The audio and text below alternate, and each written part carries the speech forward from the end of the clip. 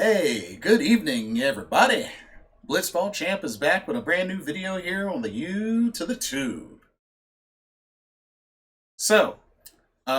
Just finished watching Impact Wrestling's Hard to Kill pay-per-view.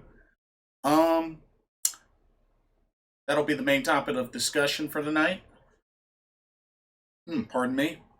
But first, before we get into that, I wanted to make an update that just recently was released that has to do with WWE and Wrestlemania. So Wrestlemania was originally scheduled to be in Hollywood, California, but of course the XO crisis happened, messed up all the plans. So apparently they just recently released that WrestleMania in Hollywood is still going to happen, and the new date for that will be April 2nd of 2023 at SoFi Stadium in Hollywood, California. So,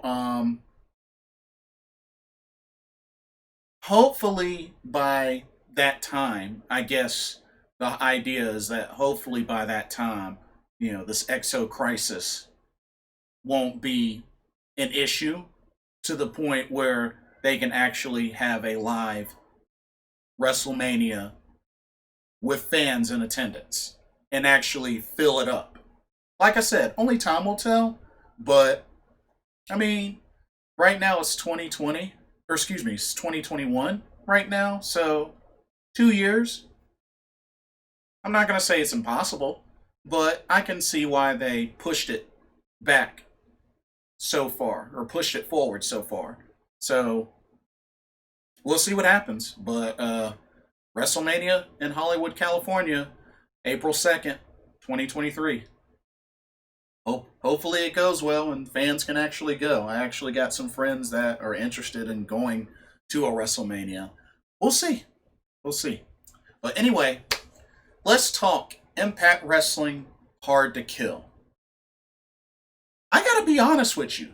For not having watched an Impact Wrestling pay-per-view in a long while, like it's been a good long while, this was actually pretty good.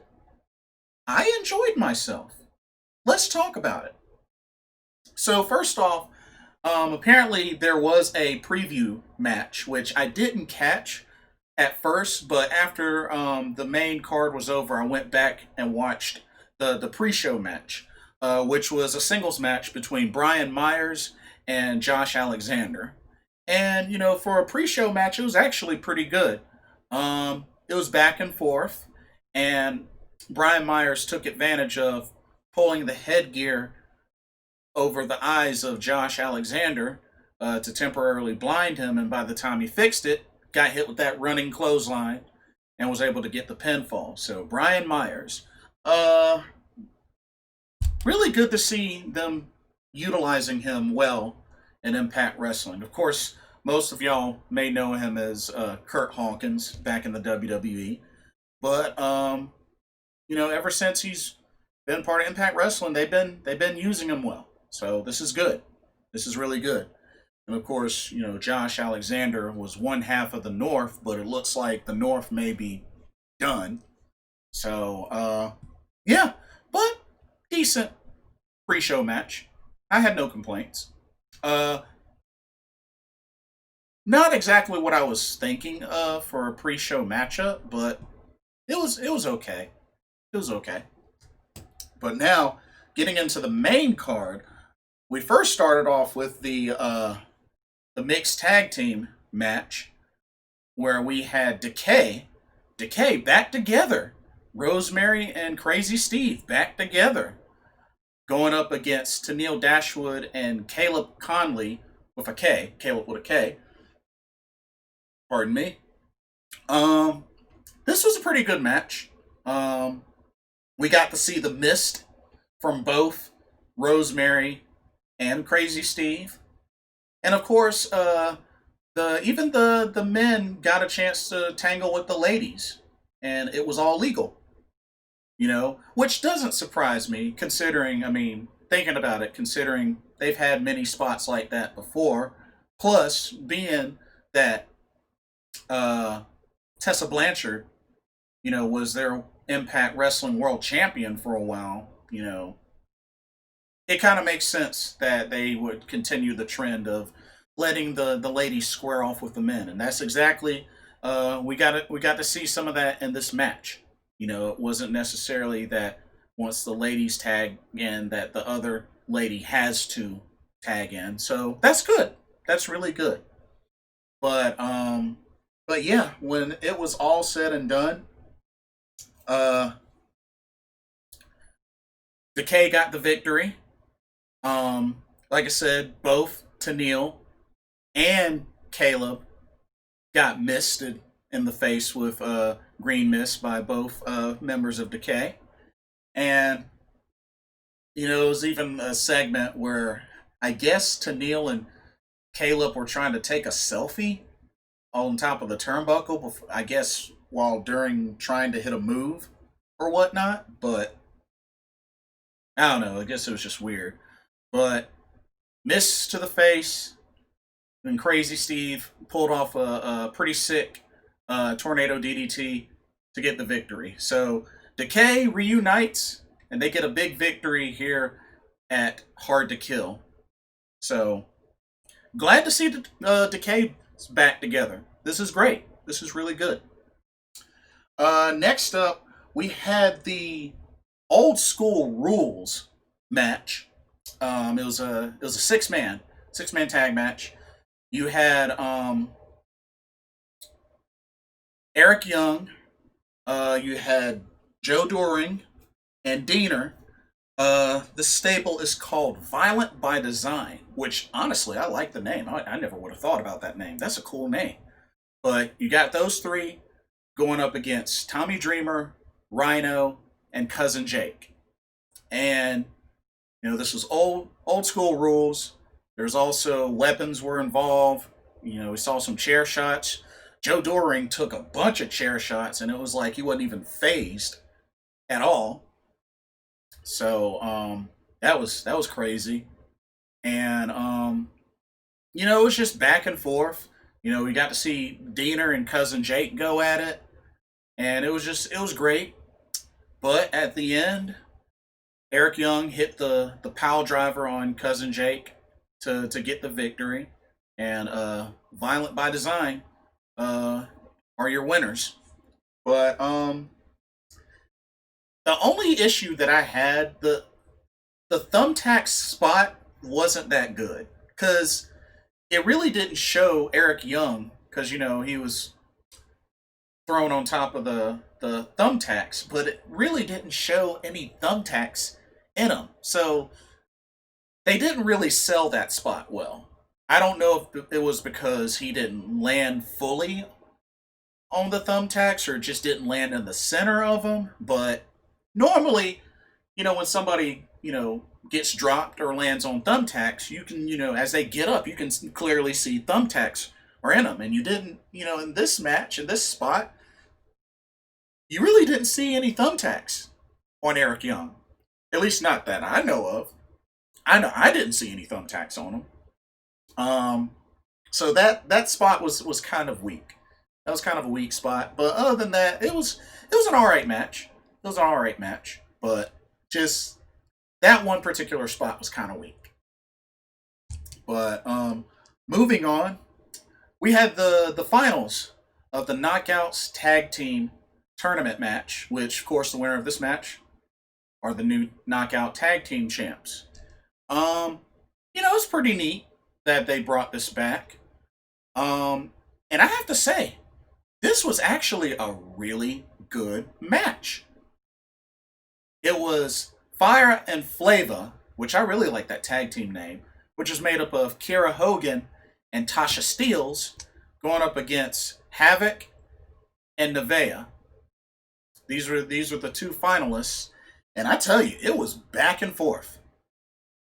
Honestly, either one of these two teams could have won this match. They both look solid, and I can clearly see why both of these tag teams made it to the finals. There were some really good spots.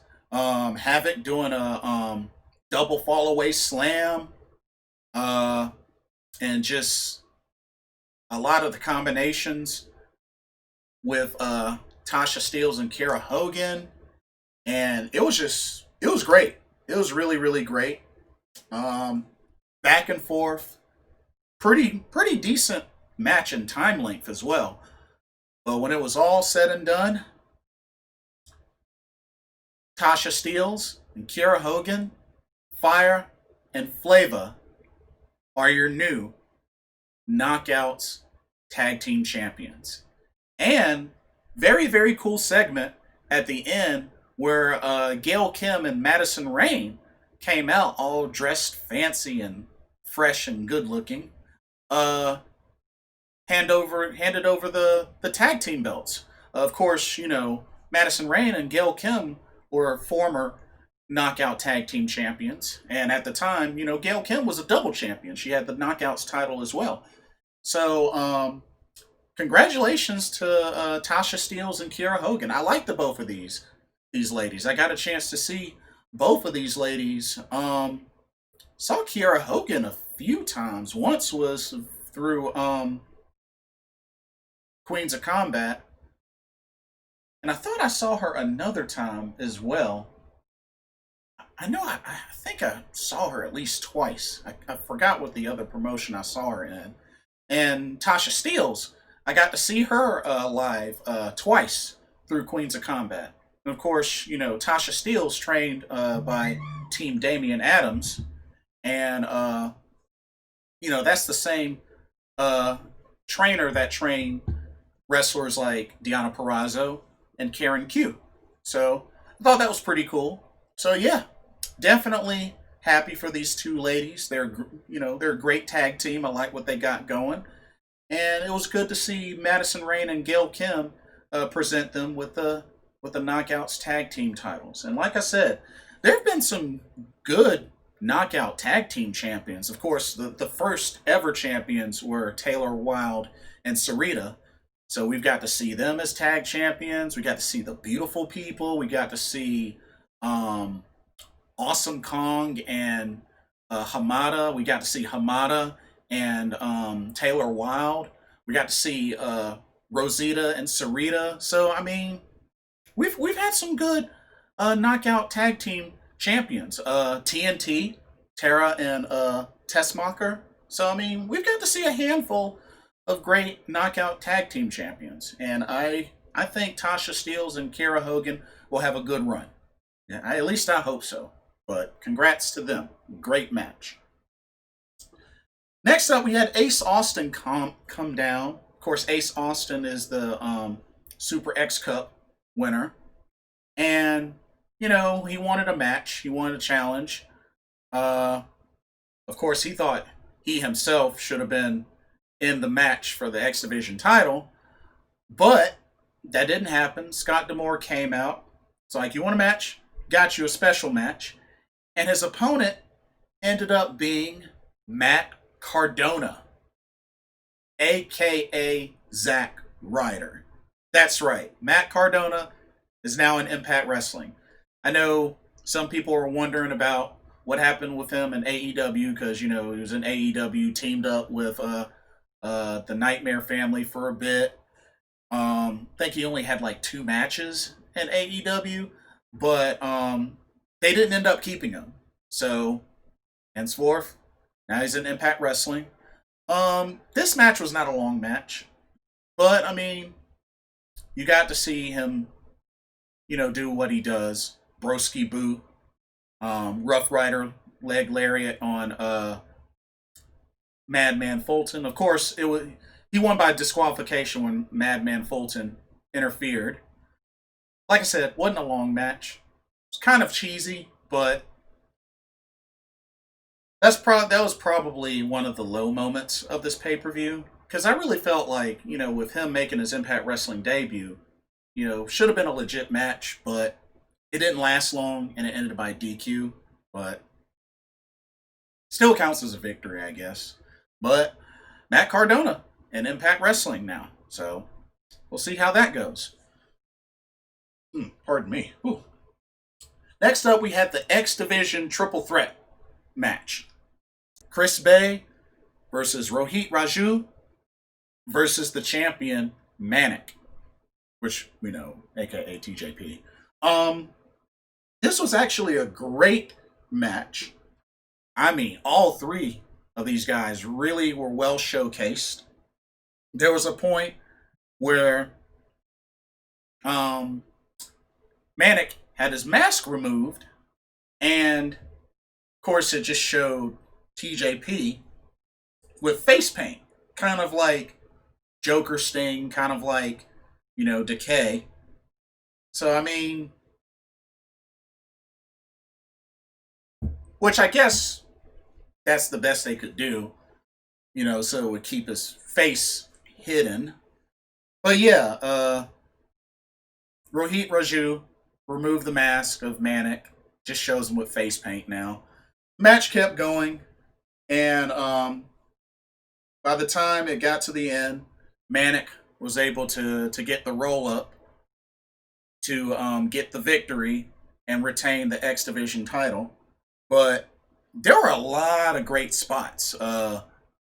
He even did a abdominable stretch crucifix bomb, which I thought was pretty neat. And just there were so many different spots. I mean, Chris Bay, did a double springboard stunner. Like, it was great. It was really, really great. And that's one of the reasons why I love the X Division. I've always been a big fan of the X Division, just because I like the people that they showcase. I like the type of matches.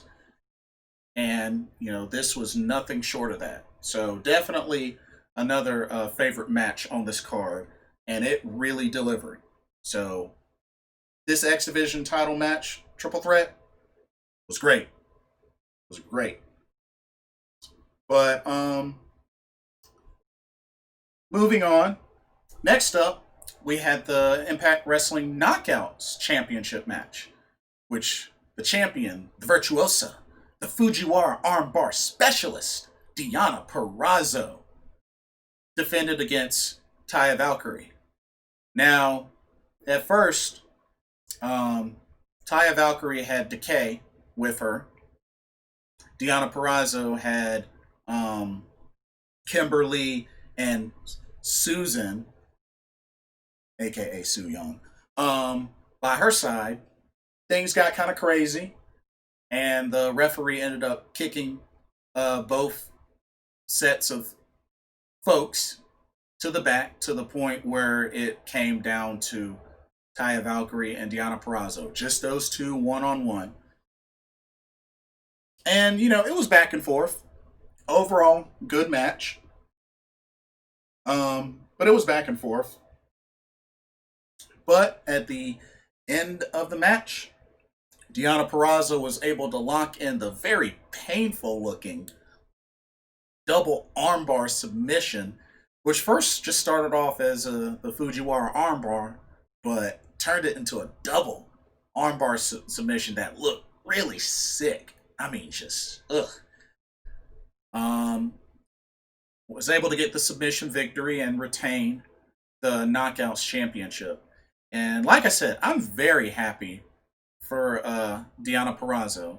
Like I said, I've been following her ever since ROH, Women of Honor, and I'm a big fan of hers.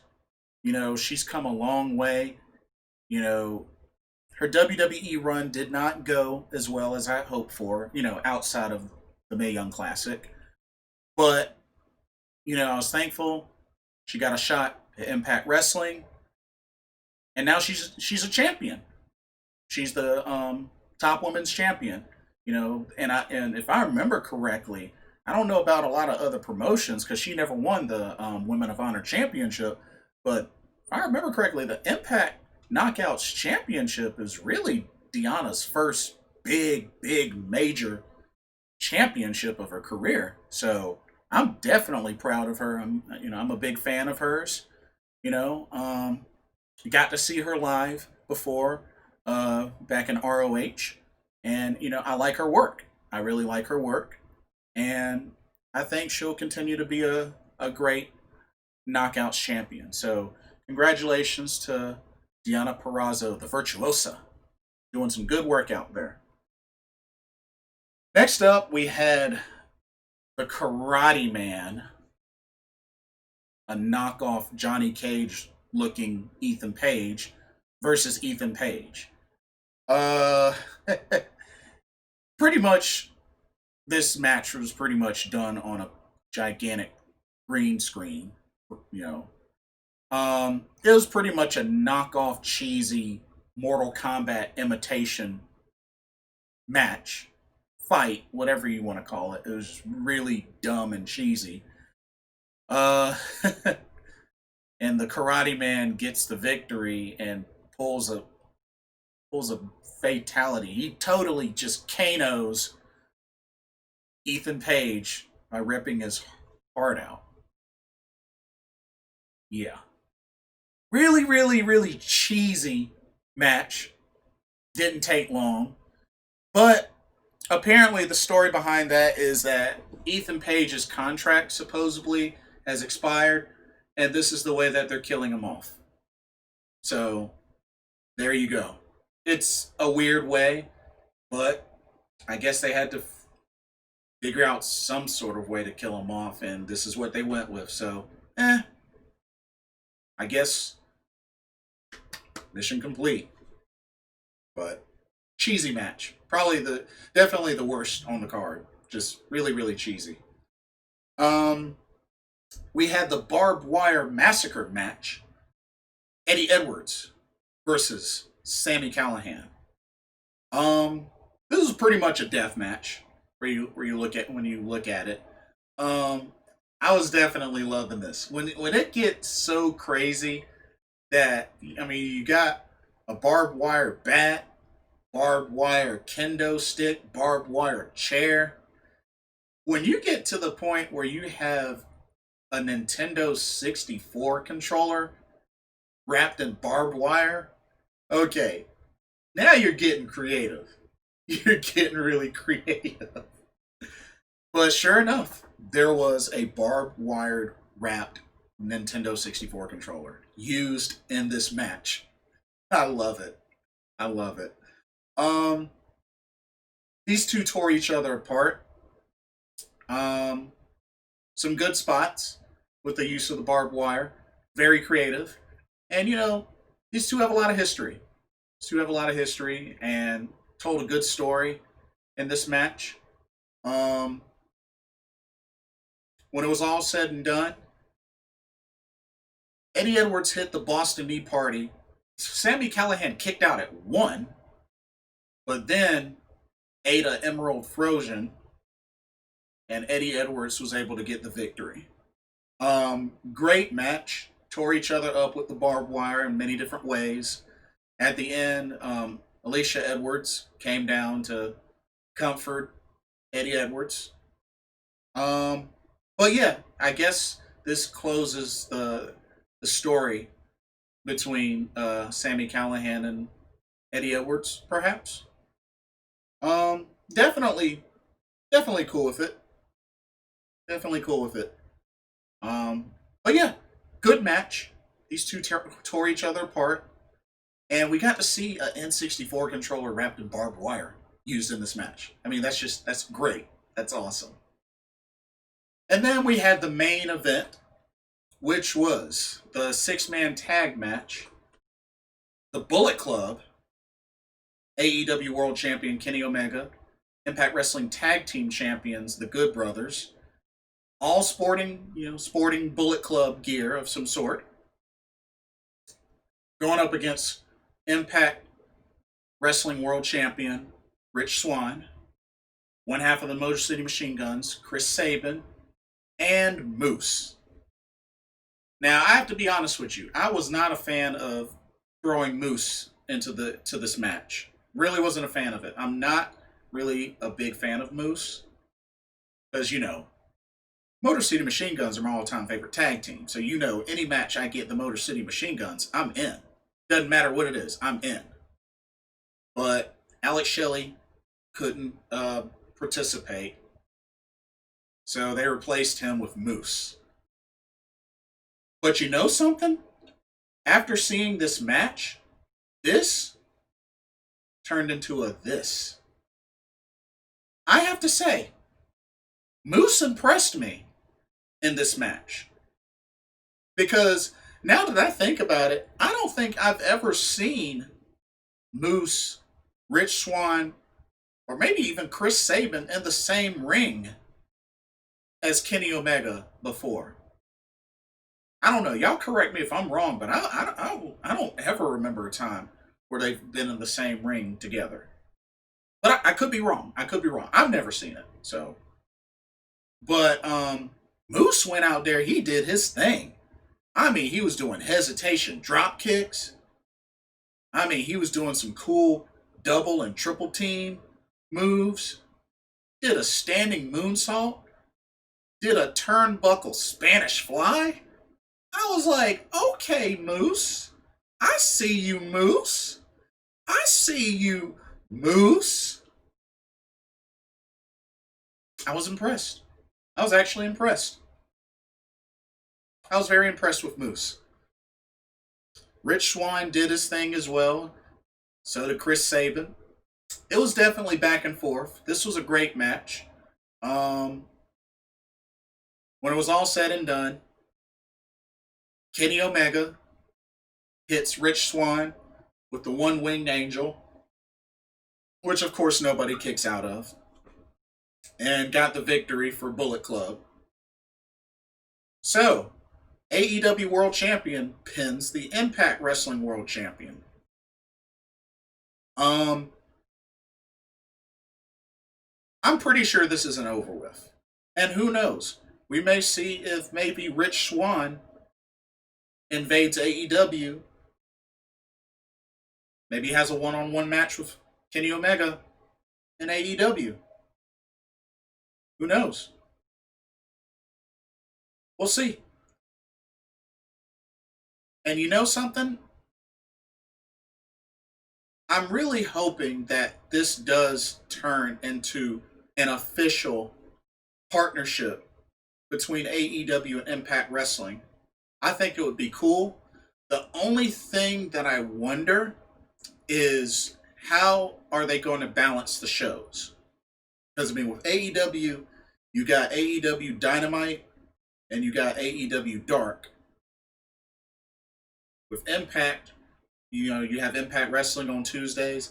I don't know if they still do Impact Explosion. Do they still do Explosion? Somebody remind me if they still do Explosion. I know they used to do that, and you could look up the matches on YouTube, but I don't know if they still do that. But it makes me wonder how they're going to balance out if they're going to do cross-brand matches. And you know, it's always possible they could do what ROH did with New Japan Pro Wrestling, where they had, you know, themed pay-per-views, where they had ROH and New Japan collaborating, and you had wrestlers from both promotions on the card. Maybe that's something that they can do between AEW and Impact Wrestling. Why not? Why not? But they gotta figure out how they're gonna do the cross-brand matches and how often. You know, how often are they gonna do that? So something to think about. Something to think about. But I think it would be cool.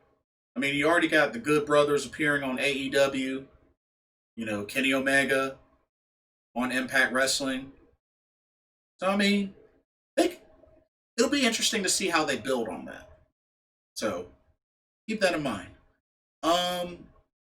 Let's see. The next Impact Wrestling pay-per-view they announced was Rebellion, which I believe they said April 24th. I could be off on the date, but next Impact pay-per-view is Impact Rebellion in April. So I might check that out. You know, I checked this one out. This Hard to Kill was pretty good. It was pretty good. I have no complaints. You know? Yeah, I mean, the Karate Man Ethan Page match was cheesy, but I can understand why it happened. It was to kill off Ethan Page. You know? So, I mean, this definitely could have been worse. The main event could have been worse, you know, with the fact that we didn't get the Motor City Machine Guns. Moose did his thing, though. Moose impressed me. He did well, and that was a good main event. It also makes me wonder about the Bullet Club. You know, you had Kenny Omega and the Good Brothers come out spotting Bullet Club shirts. I mean, the Good Brothers had Bullet Club ring gear on, and officially Jay White was the last leader of the Bullet Club. But what's the situation with that?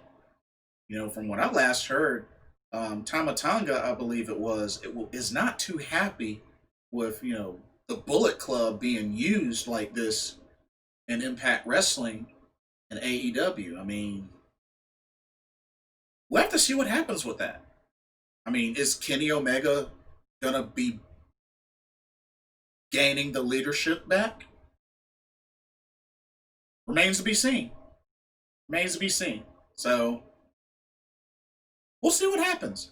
We'll definitely see what happens. But overall, this was a pretty good pay-per-view. I enjoyed it. Good job, Impact Wrestling. Anyway, that's all that I have. What did y'all think? Did y'all see Impact Wrestling Hard to Kill? Did y'all like it? Did y'all hate it? What did you like the most? What didn't you like? Let me know what y'all think. Like, comment, subscribe, hit the notification bell so you don't miss a video.